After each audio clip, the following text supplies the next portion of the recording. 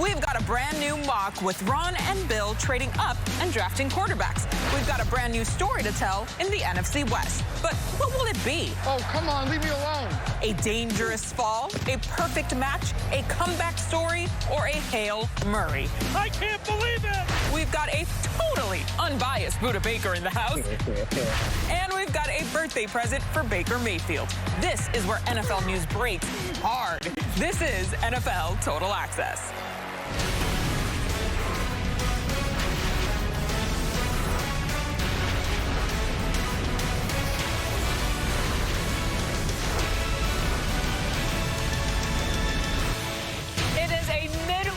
Whirlwind on a busy news day around the league. Welcome into NFL Total Access. I'm your host, MJ Acosta-Ruiz. We are 15 days away from the 2021 NFL Draft in Cleveland, and we've got a full squad tonight. Willie McGinest, Maurice Jones-Drew, and Cynthia Freeland are all in studio with me, so buckle up. But before we bring them in, let's get to one of the big stories of the day. Yep, the Cleveland Browns making it Twitter official here with this picture of Jadeveon Clowney signing his contract there. Look at that smile. Yeah, I would be happy too.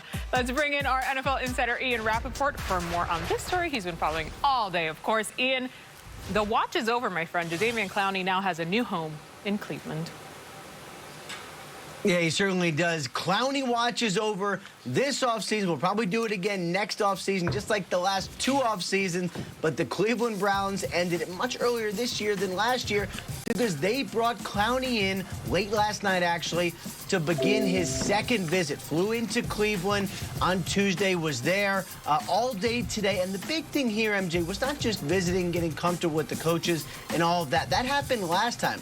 This was about the physical, because remember, Jadeveon Clowney was recovering from a repaired meniscus several months. The Browns needed to make sure that his knee was all good before they signed him.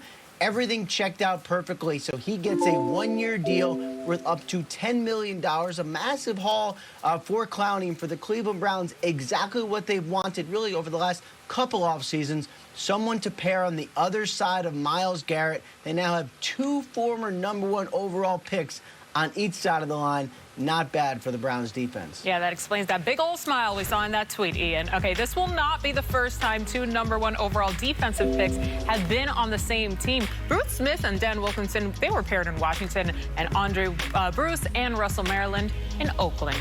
All right, Willie McGinest leading us off here on a full house. Okay. Two top picks on the Browns defense now. This going to work?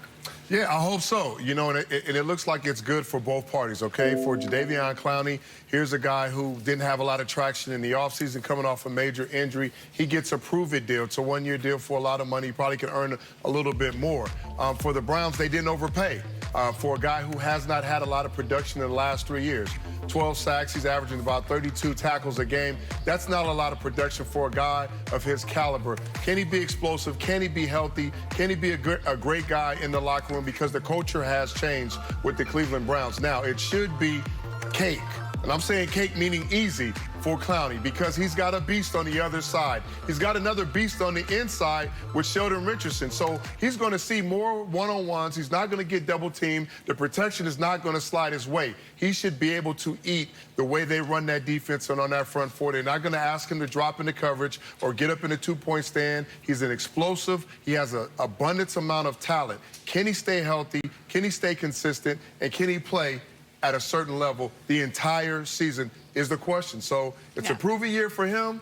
He got one-year deal, and they didn't invest too much in 1 year for the Browns. A big word I heard you say there was should be the operative word. But listen, the Browns had 38 sacks last year.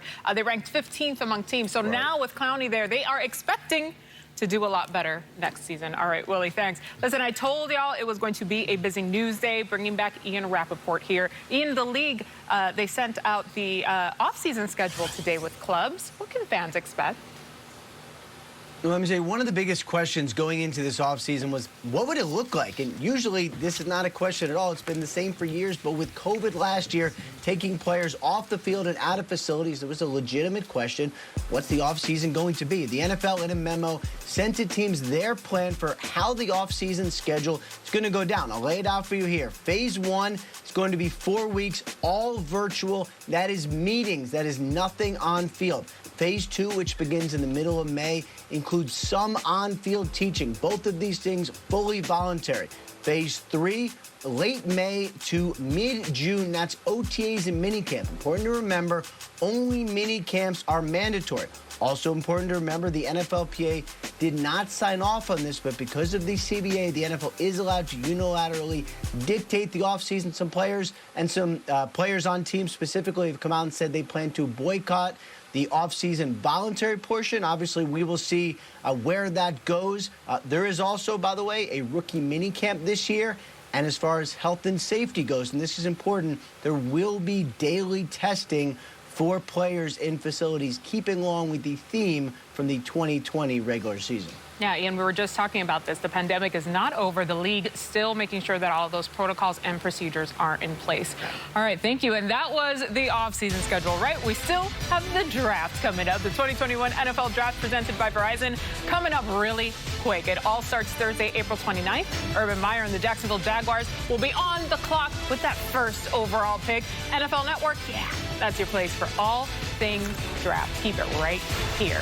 Justin Fields was back on the field throwing in his second pro day. The 49ers, Patriots, Lions, and Falcons were some of the teams on hand there for his workout. Fields reportedly ran some 49ers plays while he was out there. Ohio State, they released this video there because the workout was closed to the media. A full house for Justin Fields at his pro day, including San Francisco head coach, general manager, and QB coach. So I've got my big three in the house today. This doesn't even feel real, guys. I mean, how exciting is it? Maurice Jones-Drew, Cynthia Freeland, joining Willie McGinest and I here. MJD, I want to start with you here.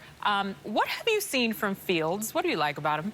I love everything about him. I thought that he was a winner in high school when I got a chance to watch him there. I thought he was a winner at college. At first, he goes to Georgia, doesn't beat out Fromm, which is fine, leaves and goes to Ohio State. But he's won there. He's been in the playoffs every year. He's played lights out. So for me, this guy's a winner. This is what you're looking for. You want a guy that can make all the throws, that's athletic, that can get out of the pocket on some of those bootlegs and make throws on the run. Guys, when things break down, can scramble for first downs. I mean, that we can ask Willie about that. That breaks defenses back. When you get him on 3rd and 8 and a quarterback scrambles for 12 yards or 9 yards to get a first down, he can do it all. He can throw.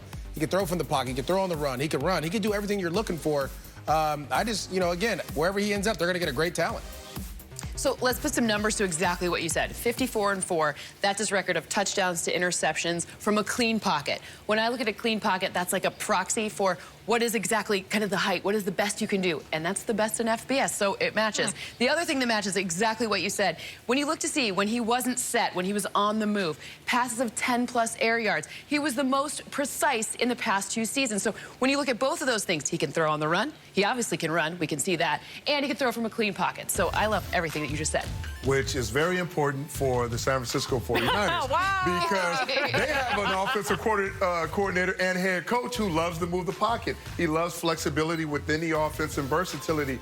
And Fields is one of those guys, and he reminds me of Russell Wilson in saying this. He can move the pocket and throw darts in small, tight windows down the field. He's accurate. He can also open up the running game in the run-pass options in the zone running. You have to account, and MJD, you said this, you have to account for this man every single play because he can use his legs as a weapon. We know how many yards he rushed for, but he's not a run-first type of quarterback. He's a throw-first type of quarterback. And if he's smart enough to get down or get out of bounds and protect himself, it's going to be a win-win for whatever team that picks him up. But he expands the playbook, and this is what the 49ers have been looking for, a quarterback that can expand the playbook. To all my Niners fans out there, I want you guys to hear me out because, I dislike. Here we go. I'm not a Niners Where's fan. the solo? Where we at? There it is. Think of this. You are going against Matthew Stafford for the Rams, Russell Wilson, Kyler Murray. You need an exceptional player at that position to compete in the NFC West, period, point blank. And no disrespect to Jimmy G, but we don't know how many games Jimmy G can play. We know that his arm sometimes is there, sometimes it's not. You want this kid, Justin Fields, period, point blank, if you want to compete in the NFC West and in the NFC, period.